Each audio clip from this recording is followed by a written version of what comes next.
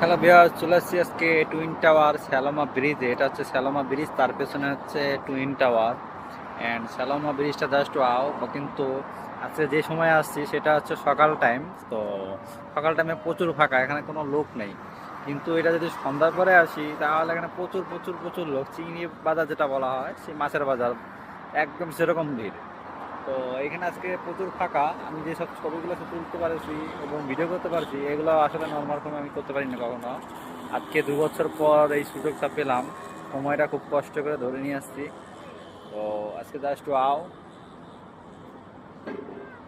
পেছনের সিনগুলো কিন্তু খুব অনেক সুন্দর পুরাটাই। এই পেছনে কিন্তু বিল্ডিং পুরা সব নামি দামি বিল্ডিং। ঠিক আছে, অনেক সুন্দর জায়গা এটা, এখানে আসলে ভালো লাগে। আমি এই ব্রিজের নাম দিয়েছি কিন্তু টিকটক ব্রিজ।